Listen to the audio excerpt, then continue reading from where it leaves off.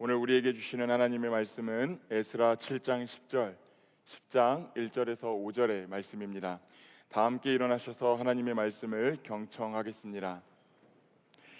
에스라가 여호와의 율법을 연구하여 준행하며 율례와 규례를 이스라엘에게 가르치기로 결심하였었더라. 에스라가 하나님의 성전 앞에 엎드려 울며 기도하여 죄를 자복할 때에 많은 백성이 크게 통곡하며 이스라엘 중에서 백성의 남녀와 어린아이의 큰 무리가 그 앞에 모인지라. 엘람 자손 중 여히엘의 아들 스가냐가 에스라에게 이르되 우리가 우리 하나님께 범죄하여 이 땅 이방 여자를 맞이하여 아내로 삼았으나 이스라엘에게 아직도 소망이 있나니 곧 내 주의 교훈을 따르며 우리 하나님의 명령을 떨며 준행하는 자의 가르침을 따라 이 모든 아내와 그들의 소생을 다 내보내기로 우리 하나님과 언약을 세우고 율법대로 행할 것이라. 이는 당신이 주장할 일이니 일어나소서, 우리가 도우리니 힘써 행하소서 하니라. 이에 에스라가 일어나 제사장들과 레위 사람들과 온 이스라엘에게 이 말대로 행하기를 맹세하게 하매 무리가 맹세하는지라. 이것은 하나님의 말씀입니다. 아멘. 하나님 아버지와 우리 주 예수 그리스도로부터 오는 은혜와 평강이 이 자리와 온라인으로 예배를 드리시는 모든 그리스도의 청년들과 또 오부 예배의 성도들에게 함께하기를 우리 주님의 이름으로 축원합니다. 한 가지 질문을 통해 설교를 시작하려고 합니다. 여러분, 지난 한 달 평안하셨나요? 죄송합니다. 네, 저는 지난 한 달 정말로 여기에 계신 모든 분들에게 제가 설교의 서두에서 항상 하는 말처럼 참 예수님으로부터 오는 은혜와 평강이 가득 넘쳐났으면 좋겠다라는 생각으로 한 달을 보냈던 것 같습니다. 지난주로 6월 한 달 동안 진행됐던 큐티 특별 새벽 기도회가 잘 끝났습니다. 아직 그레이스 타임이 남아있지만 우리 공동체가 6월 한 달을 하나님 앞에서 예배의 달로 올려드릴 수 있었음에 참 감사했고, 또 새벽마다 많은 지체들을 만나 인사를 나누고 기회가 될 때는 커피도 같이 한 잔 마실 수 있어서 참 감사했습니다. 피곤이 가시지 않는 모습이 너무나도 뚜렷하게 보였지만 그럼에도 하루를 예배로 시작하고자 예배당을 찾는 청년들이 그 계단을 올라오는 발걸음을 볼 수 있는 것이 감사했고, 또 부서끼리 모여서 안내로 봉사도 하고 찬양팀과 찬양대로 섬기는 것을 보는 것도 감사했습니다. 예배를 마친 후에는 부서끼리 335 모여서 교제하고 사진도 찍고 돌아가는 모습들도 제게는 큰 은혜로 다가왔던 것 같습니다. 그러나 모든 것이 기쁘기만 한 달은 결코 아니었던 것 같습니다. 특별 새벽 기도회 인도를 마치고 나면 그날 예배를 인도하신 목사님들은 그 당일 성도님들이 교회 헌금함에 제출하신 그 헌금 봉투를 보면서 그 헌금 봉투에 적혀져 있는 기도 제목을 가지고 인도자 자리에 앉아서 기도를 하게 되어 있습니다. 저도 이번 새벽 예배 때 2번 새벽 예배를 인도했고, 이후에는 성도님들이 정성으로 적어주신 기도 제목을 보면서 한 분 한 분의 이름을 부르면서 제 나름대로는 간절한 마음을 담아 또 최선을 다해 그렇게 기도를 해드렸습니다. 거기에는 정말 많은 기도 제목들이 있었습니다. 가족의 구원을 위하여 기도하는 분들도 계셨고, 하시던 사업이 잘 풀렸으면 하는 마음에 기도하는 분들도 계셨고,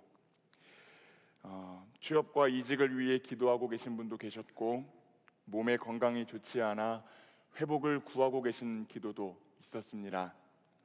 너무 다양한 기도 제목이라 다 말할 수는 없지만 정말 어떤 기도 제목은 그 제목을 읽기만 해도 눈물이 나는 그런 상황에 처해 있는 분들도 더러 계셨습니다. 그러다 보니 저도 우리 청년분들이 좀 더 걱정이 되더라고요.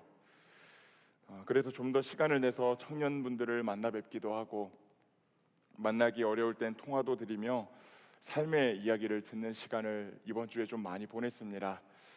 어떤 분은 제가 하도 집요하게 전화를 하자 그래가지고 많이 고생을 하셨을 텐데 죄송합니다.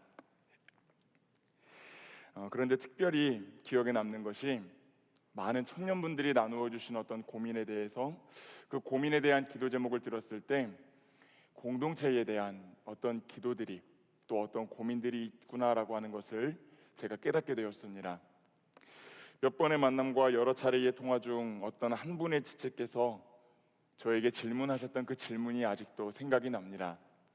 목사님, 지체가 무슨 말인가요? 왜 우리는 서로를 지체라고 부르나요? 순간적으로 말문이 막혔습니다. 물론 답을 드리기는 했습니다. 교회의 머리 되신 그리스도, 그분의 몸인 우리는 누군가는 팔, 또 누군가는 다리, 그렇게 하나의 지체의 역할을 감당하며 또 서로 연결되어서 하나의 몸을 이루어가기 때문에 그 공동체를 표현할 때 지체라는 말을 쓴다라고 제가 설명을 드렸습니다. 그런데 그 청년분이 그 대답을 원하셔서 저한테 물어보셨는지는 잘 모르겠어요. 그분은 공동체를 잘 섬기기 위해서 이미 많은 노력을 하고 계신 분이었고, 또 공동체를 누리기 위해 많은 시간을 들이셨지만 해결이 어려워 보이는 부분에 대한 고민을 나누어 주셨기 때문입니다. 그 전화를 마치고 저 혼자 그런 생각이 들었습니다. 그 청년분이 저한테 했던 그 질문이 이런 뜻은 아니었을까? 제가 조금 과대 해석하는 걸 수도 있겠지만 제 나름대로 좀 해석을 해보면 이런 생각이 들었습니다. 목사님, 우리는 성경에서 말하는 지체가 맞나요? 나는 몸의 한 부분으로서 지체의 역할을 잘 하고 있는 건가요? 서로를 향해 지체라고 부르는 우리는 서로 잘 연결되고 있나요? 혹시 우리는 우리를 교회로 이루는 지체로 부르신 그 하나님의 부르심 앞에 다른 의미로 지체하고 있는 것은 아닌가요? 그 외 다른 만남들을 통해서도 공동체에 대해 걱정하고 있는 청년들의 그 마음을 들으며 제가 그런 생각을 해보게 되었습니다. 지금 우리 공동체가 재건될 부분이 있구나. 무언가 무너진 부분이 있다면, 무언가 연결이 안 되고 있는 부분이 있다면 우리가 먼저 교회의 머리이신 그리스도와 잘 연결되고 각 지체들이 서로 연결될 수 있도록 더 노력하고 기도해야겠구나라는 생각을 해보게 되었다는 겁니다. 그리고 그 일을 위해서는 한 사람이 필요하다라는 생각을 해보게 되었습니다. 한 사람, 주님의 마음을 헤아려 주님의 몸된 공동체를 살필 수 있는 그 한 사람. 바라기는 오늘 말씀을 통해 주님이 찾으시는 그 한 사람이 우리 공동체에서 발견되어질 수 있기를, 또 세워질 수 있기를 간절히 소망합니다. 지난주 우리 공동체는 열왕기의 말씀을 통하여 은혜를 나누었습니다. 사울, 다윗, 솔로몬, 이렇게 한 명의 왕이 다스리는 시대를 통일 왕국 시대라고 불렀고, 솔로몬이 죽고 북이스라엘과 남유다로 쪼개졌던, 그리하여 각각 나라가 멸망할 때까지의 시간을 분열 왕국 시대라고 부른다고 말씀을 드렸습니다. 북이스라엘과 남유다는 각각 20명의 왕이 일어나 도합 40명의 왕이 이 왕국 시대를 다스렸다고 말씀드렸습니다. 40이라는 숫자가 성경에서 고난을 상징하니 성경 저자는 이 40이라는 숫자를 통해 인간 왕이 세워졌던 이 왕정의 시간을 실패로 평가하고 있다라고 하는 것도 말씀을 드렸습니다. 북이스라엘은 주전 722년 아수르라고 하는 나라에게 멸망했고요. 남유다는 주전 587년 아수르를 누르고 신흥 강자로 등극한 바벨론이라고 하는 나라에게 멸망당했습니다. 남유다가 망한 후에는 가난한 사람들을 제외하고 대다수의 유다 사람들이 바벨론의 포로로 끌려가게 됩니다. 이 시기부터 귀환하기 전까지의 시간을 포로기라고 부릅니다. 오늘 우리가 읽은 에스라서는 그 포로기 이야기를 다루고 있습니다. 그 이후의 이야기를 다루고 있습니다. 남유다를 무너뜨렸던 바벨론도 얼마 가지 않아서 페르시아라고 하는 나라에게 멸망을 당했습니다. 성경에서는 다니엘서에서 메대와 바사라는 나라로 표현된 나라인데, 주전 539년 바사왕 고레스, 여러분들이 역사에서는 키루스 2세로 알고 있는 그 대왕이 바벨론을 무너뜨리고 페르시아 제국을 건설합니다. 그리고 이듬해 인 주전 538년 그 유명한 고레스 칙령을 반포하게 됩니다. 이 칙령의 내용은 당시 바벨론에 의해 포로로 끌려와 있던 민족들에게 종교의 자유를 허락하여 주겠다라는 내용을 담고 있는 칙서입니다. 따라서 포로로 끌려와 있던 유다 백성들에게 희망이 생겼습니다. 그 칙령에는 유다 백성들에게 너희가 다시 예루살렘으로 올라가서 하나님의 성전을 재건해라 라고 하는 명령이 담겨 있었기 때문입니다. 이에 유다인들은 그 명령 이후에 3번에 걸쳐서 귀환대를 조직해서 예루살렘으로 귀환하게 됩니다. 몇 차로 귀환하게 된다고요? 3차에 걸쳐서 귀환을 하게 됩니다. 1차 귀환은 주전 538년 스룹바벨과 여호수아라는 지도자의 인도하에 일어났습니다. 이들은 귀환하여 과거 무너졌던 성전을 여러 우여곡절을 겪은 후에 515년에 완공합니다. 이후 2차 귀환은 주전 458년 오늘 살펴볼 에스라라는 사람에 의해 진행되었고, 이 에스라는 백성들의 나태하고 무너져버린 신앙을 다시 일깨움으로 신앙 공동체를 재건했던 사람입니다. 이후 3차 귀환은 주전 445년 2차 귀환으로부터 13년이 지나고 나서 느헤미야라고 하는 사람에 의해 이루어졌습니다. 그는 성전을 중심으로 살아가는 신앙 공동체를 보호하는 성벽을 재건했던 사람입니다. 제가 방금까지 말씀드린 에스라 느헤미야의 이야기, 이 이야기는 에스라 느헤미야라는 이 성경에 제가 방금 말씀드린 내용이 기록되어 있는데, 우리말 성경은 이 에스라 느헤미야가 각각 따로 떨어져 있는 성경처럼 구별해 놓았습니다. 그런데 히브리 성경을 보면은 이 에스라 느헤미야는 전통적으로 한 권의 성경으로 간주됩니다. 이 한 권의 성경은 무너졌던 성전의 재건, 그리고 그 성전을 중심으로 살아가는 신앙 공동체의 재건, 그 신앙 공동체를 보호할 수 있는 성벽의 재건 이야기를 연이어서 다루고 있습니다. 그러니 이 에스라 느헤미야서의 주제를 한마디로 정의해보자라고 한다면 신앙 공동체 재건 프로젝트 정도로 이름을 붙여보면 좋을 것 같습니다. 사진을 하나 띄워주시면 방금까지 우리가 나누어 본 이야기를 그림으로 표현하면 이렇게 조금 볼 수가 있을 것 같습니다. 이를 통해 우리는 무너진 신앙과 그 공동체가 어떻게 재건되어야 하는지 그 원리를 한번 좀 살펴볼 수 있을 것 같습니다. 먼저는 성전이 재건되어야 됩니다. 나라고 하는 그 성전이 예배를 통해 하나님의 인재를 경험하며 재건되어야 하고, 그 나라는 성전을 중심으로 공동체가 다시 재건되어야 되는 것입니다. 이 공동체는 신앙을 중심으로 살아가는 사람들이 서로를 위해 기도하고 일으켜 세워주고 붙들어주고 섬기는 곳이 되어야 됩니다. 이렇게 신앙 공동체 안에서 서로를 위한 기도와 격려가 가득 차게 되면 그것을 힘입은 우리의 일상이 조금씩 재건되게 되는 것이지요. 그런데 저와 여러분이 잘 알고 있듯이 이 재건이라고 하는 것은 우리가 쉽게 말하는 것처럼 쉽게 이루어지지 않습니다. 방금까지 말씀드렸듯 이 에스라는 2차 귀환대를 이끌고 귀환했던 사람입니다. 그런데 1차 귀환을 했던 사람들의 영적인 상태를 살펴보면 그 사람들의 그 상태가 굉장히 좋지 않았구나라고 하는 것을 우리는 보게 돼요. 여러분들이 예전에 한번 들으셨던 기억이 나실 것 같은데, 학개서의 말씀으로 제가 한번 이야기를 드린 적이 있습니다. 이 1차 귀환을 했던 사람들이 성전을 재건하기 위해 귀환을 했다고 말씀을 드렸잖아요. 그래서 이제 귀환을 해가지고 성전을 지으려고 하는데 수많은 방해를 받습니다.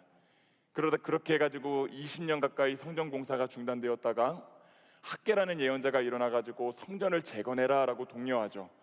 그래서 그것을 힘입은 백성들이 5년 만에 성전을 재건합니다. 이 백성들은 성전이 재건되고 나면 학개가 말했던, 하나님이 약속하셨던 그 회복의 은혜가 자신들의 삶 가운데 임할 줄 알았습니다. 그런데 성전이 재건되었는데 그 은혜가 보였을까요? 아니면 보이지 않았을까요? 보이지 않았습니다. 이것을 계기로 백성들의 마음 안에는 불신앙이 피어오르기 시작합니다. 다시 우상 숭배를 하기 시작을 했고, 모든 것들이 극심한 혼란 체제로 들어가게 됩니다.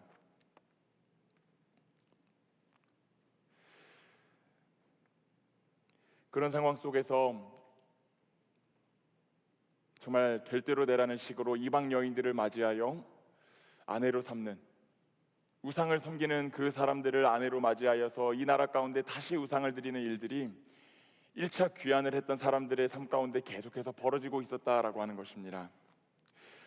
이렇게 침체되어 있는 1차 공동체를 향하여 2차 귀환 공동체를 이끌고 에스라가 출발한 것입니다.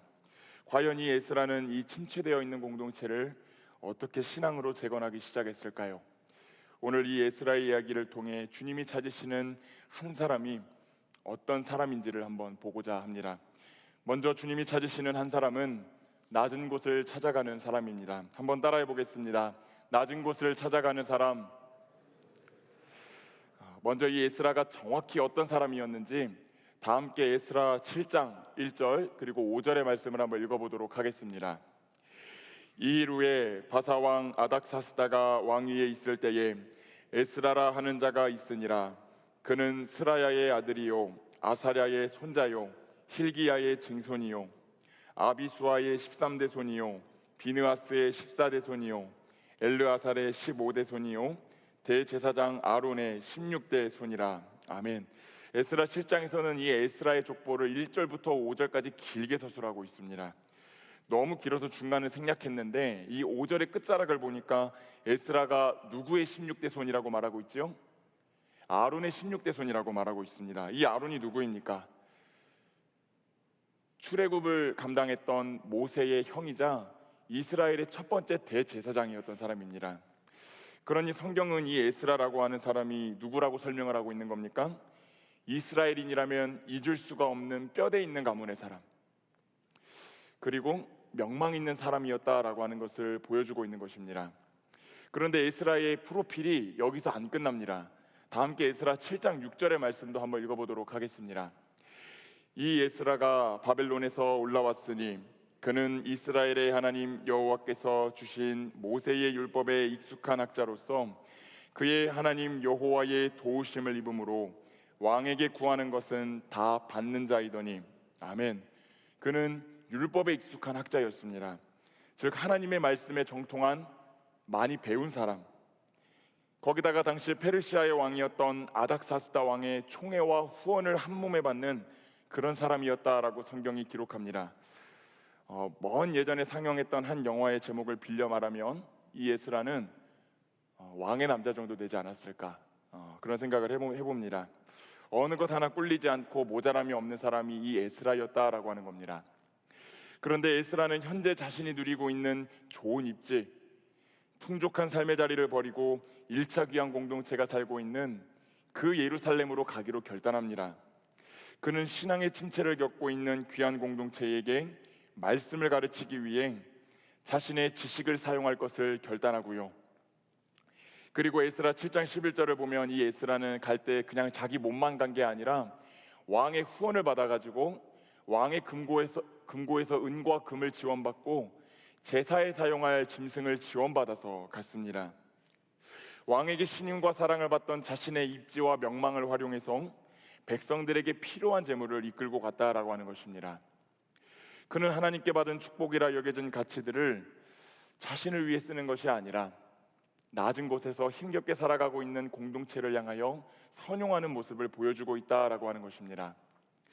사랑하는 여러분, 한 주간 여러분의 시선은 어디를 향해 계셨습니까?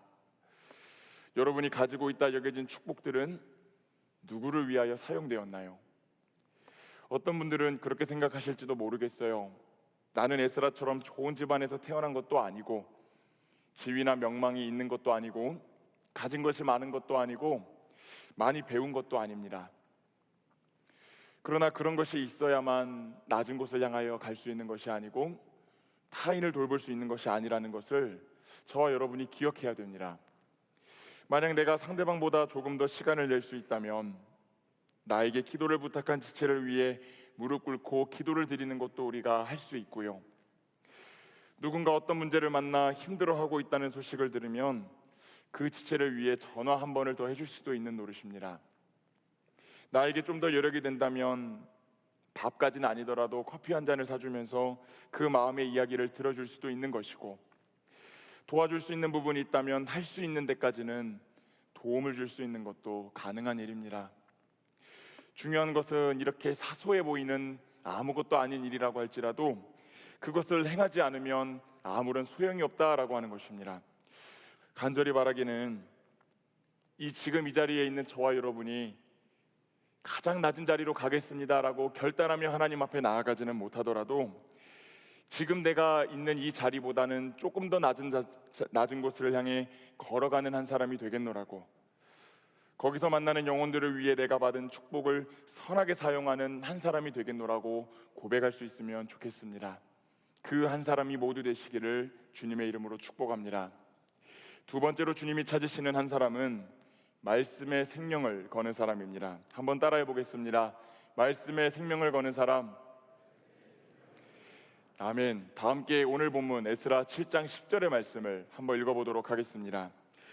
에스라가 여호와의 율법을 연구하여 준행하며 율례와 규례를 이스라엘에게 가르치기로 결심하였었더라. 아멘. 이 본문을 보면 에스라는 결심합니다. 무엇을 결심하나요? 하나님의 율법, 하나님의 말씀을 연구하고 그것을 실천하며 그 규례를 이스라엘에게 가르치기로 결단했다라는 것입니다. 한 가지 특이한 것은 이 에스라가 율법을 지금 어떻게 하겠다라고 결단을 했나요? 연구하겠다라고 결단을 했습니다. 좀 전에 살펴보았듯이 그는 이미 모세가 전해주었던 율법의 정통한 학자였습니다. 그 당대에는, 또 당시 이스라엘에는 에스라만큼 율법을 잘 이해하고 설명해 줄 수 있는 사람이 존재하지 않았다라는 거예요. 그가 익히 알고 있던 말씀, 내가 자주 들어서 알고 있는 말씀, 평소에도 그냥 줄줄 외워서 나올 수 있는 그런 말씀들을 조금 거칠게 비유하면 아무렇게나 가르쳤어도 이스라엘에게는 큰 도움이 됐을 거라는 말입니다. 그러나 에스라는 가장 먼저 하나님의 말씀을 연구하기로 다짐합니다. 그 과정을 통하여 누구보다도 자기 자신을 하나님의 존재 앞에 먼저 세워보는 것입니다. 이 연구는 다른 말로 하면 하나님의 말씀을 깊이 묵상해 보는 것도 동의어가 될 수 있겠습니다. 그 다음에 이 에스라는 종이에 기록된 말씀이 글자로 남는 말씀으로 남게 하지 않고 삶을 통해 드러날 수 있도록 그 연구된 말씀을 준행하겠다고, 실천하겠다고 결단했습니다. 그리고 자신의 삶으로 살아내진 그 말씀을 백성들에게 가르치겠다라고 결단하지요. 이렇게 할 때 연구되고 묵상된 말씀이 살아 움직여 먼저는 나의 삶을 바꾸고 그것을 전달받는 공동체를 서서히 바꾸게 될 것이라고 이 에스라는 믿었던 것입니다. 사랑하는 여러분, 한 주간 여러분은 말씀을 어떻게 대하셨나요?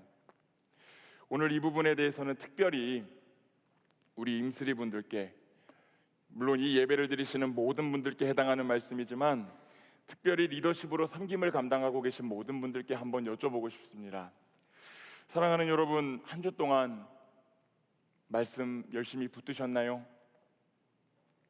GBS 잘 참여해서 열심히 필기도 하고 배워보셨나요? 묵상해 보셨나요? 그 배우고 묵상한 말씀 누군가에게 전달하기 전 한 번쯤 곱씹어보며 내 삶에 먼저 적용해보기 위해 노력하셨나요? 그렇게 삶으로 살아내진 말씀 나의 팸 리더들에게, 나와 함께하고 있는 이들에게, 나의 셀원들에게 잘 전달하셨는지요? 우리 하나님의 말씀에는 그 자체로 힘이 있습니다. 그러나 그 말씀 위에 삶으로 살아내진 말씀이 더해질 때 그 말씀들이 나와 우리 공동체 안에 있는 모든 어두움과 두려움, 문제들을 몰아낸다라는 사실을 여러분들이 꼭 기억하실 수 있기를 축복합니다. 그 말씀에 생명이 있음을 신뢰하시고 말씀을 연구하고 살아내며 살아내진 말씀을 전하는 삶을 살아가는 한 사람이 되시기를 축복합니다. 세 번째, 주님이 찾으시는 한 사람은 공동체를 위해 기도하는 사람입니다. 한 번 더 따라해 보겠습니다. 공동체를 위해 기도하는 사람. 아멘. 오늘 읽은 에스라 7장 이후의 이야기를 좀 더 살펴보면 이 에스라는 자신의 것을 포기하고 백성들에게 말씀을 가르치기 위해 먼 길을 여행해서 예루살렘에 도착했습니다. 지어져 있는 성전에서 예물도 드리고 귀한 공동체의 신앙을 회복시키기 위해서 노력하기 시작합니다. 그런데 이런 에스라의 노력을 단 한순간의 물거품으로 만들어버리는 그런 소식이 에스라에게 들려옵니다. 다 함께 에스라 9장 1절에서 2절의 말씀을 한번 읽어보도록 하겠습니다. 이 일 후에 방백들이 내게 나와 이르되 이스라엘 백성과 제사장들과 레위 사람들이 이 땅 백성들에게서 떠나지 아니하고 가나안 사람들과 헷 사람들과 브리스 사람들과 여부스 사람들과 암몬 사람들과 모압 사람들과 애굽 사람들과 아모리 사람들의 가증한 일을 행하여 그들의 딸을 맞이하여 아내와 며느리로 삼아 거룩한 자손이 그 지방 사람들과 서로 섞이게 하는데 방백들과 고관들이 이 죄에 더욱 으뜸이 되었다 하는지라. 어떤 일이 벌어지고 있습니까? 귀한 공동체가 우상을 숭배하는 이방 여인들과 결혼해서, 근데 그것도 모자라서 그 공동체의 리더들이라고 할 수 있는 방백들과 고관들이 앞장서서 결혼을 해서 이스라엘이 다시 타락의 길로 물들어가고 있었다라고 성경이 증언합니다. 우리가 살펴보았듯 이 북이스라엘과 남유다 모두 뭐 때문에 멸망을 했나요? 우상 숭배 때문에 멸망을 한 것입니다. 그러나 하나님께서는 진노 중에도 자신의 백성들을 긍휼히 여기시어 바벨론 포로에서 풀어주셨고, 조금 힘들 수는 있겠지만 다시 조상들에게 약속했던 그 약속의 땅으로 돌아오게 해주셨습니다. 그러나 그들은 긍휼을 경험했던 그 땅 가운데서 다시 한번 타락해서 하나님 앞에 범죄하고 있었다라고 하는 것을 우리는 보게 되는 거예요. 그들이 결혼해서 함께 살고 있는 이방 여인들은 우상 숭배의 풍습을 그대로 가지고 있으니 머지않아 이 포로귀한 공동체를 다시 우상 숭배라는 죄악으로 물들일 것입니다. 이에 에스라는 자신의 옷을 찢고 탄식하며 슬퍼합니다. 이상한 일도 아닌 것 같습니다. 이제 하나님께서는 한층 더 엄한 벌을 내리실 것이기 때문입니다. 잠깐이나마 보이던 회복의 소망이 사그러지는 것처럼 보입니다. 여러분이 에스라였다면 어떠셨겠어요? 이 공동체 내 공동체라고 부르시겠어요? 내 지위, 내 명성, 내 물질, 내 감정 다 헌신하며 말씀을 가르치기 위해 왔는데 도착해서 지내보니 멀쩡한 구석이 단 한 곳도 없다라는 것을 여러분들이 경험한다면 여러분은 이 공동체를 향해 어떤 생각을 하고 어떤 말을 하시겠습니까? 어쩌면 이 예배의 자리에는 정말 열심히 헌신하고 수고했는데 내가 기대했던 이상적인 신앙 공동체의 모습이 보이지 않아 허탈해하고 한탄하고 있는 그런 에스라들이 이 자리에 계신지도 모르겠습니다. 그러나 다음에 등장하는 이 에스라의 기도를 우리가 꼭 주목해서 보기를 원합니다. 에스라 9장 6절의 말씀을 다 함께 읽겠습니다. 9장 6절의 말씀입니다. 말하기를 나의 하나님이여 내가 부끄럽고 낯이 뜨거워서 감히 나의 하나님을 향하여 얼굴을 들지 못하오니 이는 우리 죄악이 많아 정수리에 넘치고 우리 허물이 커서 하늘에 미침이니이다. 에스라는 처절하게 탄식하며 낯이 뜨겁고 부끄럽다는 고백을 하나님께 드립니다. 이 기도는 10절까지 길게 기록되어 있습니다. 하나님이 베풀어 주신 귀한의 은혜에도 불구하고 이스라엘이 범죄했으니 우리가 무슨 말을 하겠습니까? 라고 탄식합니다. 그런데 이 에스라의 기도를 자세히 살펴보면 이 에스라는 범죄한 백성들의 운명을 자신의 운명과 구별지어서 생각하지 않았습니다.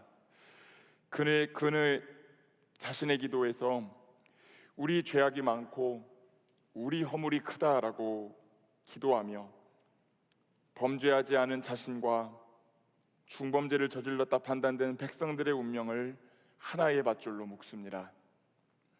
마치 죄 없으신 우리 예수님께서 자신의 운명을 죄인인 저와 여러분의 운명과 한 밧줄로 묶어 대신고초를 당하시고 구원을 주셨던 것처럼 그는 범죄한 백성들의 운명을 자신의 운명으로 생각하고 그들을 위해 끝까지 기도합니다. 그런데 그때부터 이 이스라엘에 놀라운 일이 벌어지기 시작합니다. 다 함께 에스라 10장 2절에서 3절의 말씀을 읽어보도록 하겠습니다. 엘람 자손 중 여히엘의 아들 스가냐가 에스라에게 이르되 우리가 우리 하나님께 범죄하여 이 땅 이방 여자를 맞이하여 아내로 삼았으나 이스라엘에 아직도 소망이 있나니 곧 내 주의 교훈을 따르며 우리 하나님의 명령을 떨며 준행하는 자의 가르침을 따라 이 모든 아내와 그들의 소생을 다 내보내기로 우리 하나님과 언약을 세우고 율법대로 행할 것이라. 아멘. 그의 탄식과 처절한 기도를 들은 많은 백성들이 따라 울며 회개하기 시작합니다. 성전을 지었음에도 회복되지 않는 것처럼 보이는 현실에 온갖 불평과 원망을 쌓아놓고 지내던 백성들의 마음이 녹아내립니다. 그들은 지금 그들의 모습이 얼마나 잘못되었는지를 돌아보고 다시 한번 하나님 앞에서 온전한 신앙을 회복할 것을 결단합니다. 여러분, 3절에서 이 백성이 에스라를 향하여 어떻게 말하고 있는지 보이시나요? 그들은 에스라를 향하여 내 하나님의 명령을 떨며 준행하는 자라고 부릅니다. 명망 있는 대제사장의 후손이 아니라 박학다식하고 왕의 총애를 받는 엘리트가 아니라 내 하나님의 명령을 떨며 준행하는 자의 가르침을 따라 그동안 지었던 죄악을 회개하고 다시 한번 하나님 앞에 몸과 마음을 새롭게 하겠노라 결단하는 것을 우리는 보게 됩니다. 이 에스라의 삶, 그 한 사람의 삶은 이렇듯 실패로 끝나지 않았습니다. 낮은 자리를 찾아갔던 한 사람의 삶, 말씀을 붙잡고 살아내고 가르쳤던 그 한 사람의 삶, 끝까지 공동체를 위해 눈물로 기도했던 한 사람의 삶은 공동체를 회복의 길로 인도하기 시작합니다. 다 함께 에스라 10장 4절의 말씀을 읽어보도록 하겠습니다. 이는 당신이 주장할 일이니 일어나소서, 우리가 도우리니 힘써 행하소서 하니라. 아멘. 그 백성들은 에스라의 말을 따라 공동체를 신앙으로 갱신하겠다고 다짐합니다.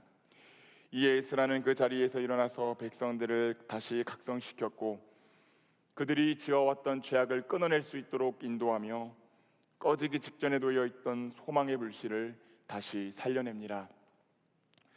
여러분, 이 공동체는 우리에게 있어 너무나 소중한 것이지만 지내다 보면은 내 생각에서 벗어나는 일들이 많이 있습니다. 그렇죠? 네, 그렇습니다. 몇 년에 걸쳐 쌓은 어떤 것들이 무너질 때도 있고요. 보기 좋은 일들보다 그렇지 않은 일들이 때로는 더 많이 일어나기도 합니다. 그러나 하나님이 찾으시는 그 한 사람은 그 공동체를 향하여 눈물로 기도할 수 있는 사람이라는 사실을 기억하십시오.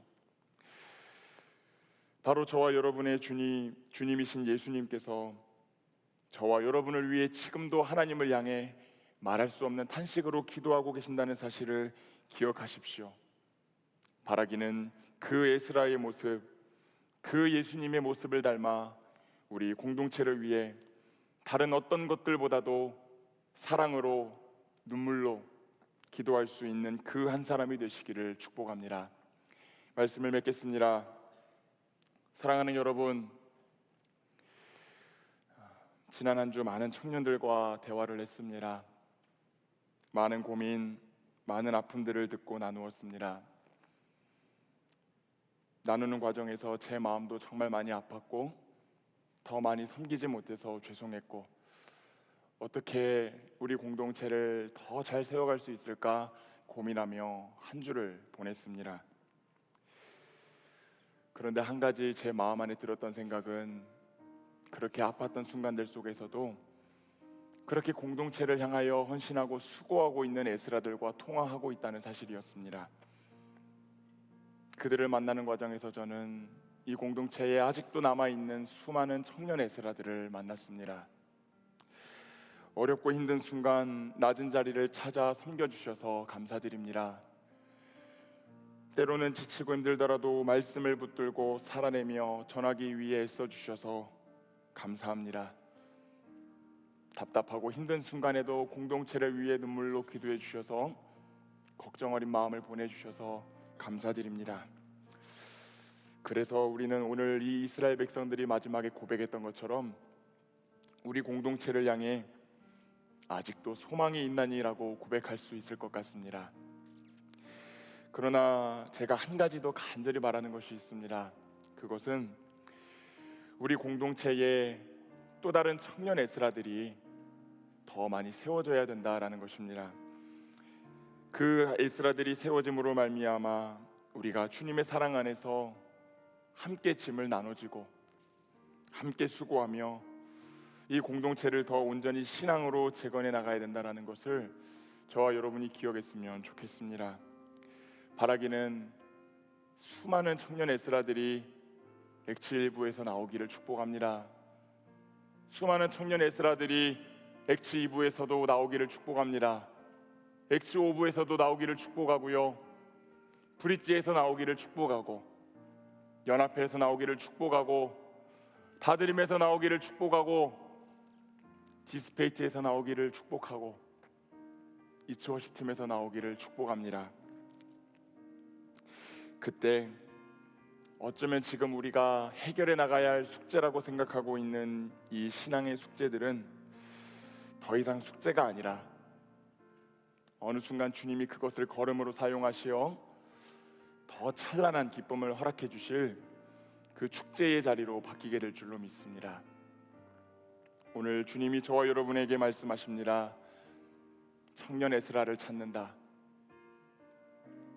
그 주님의 마음을 헤아리고 그 부르심에 응답하는 그리스도의 청년들과 오부 예배의 성도님들이 되시기를 우리 주님의 이름으로 축원합니다.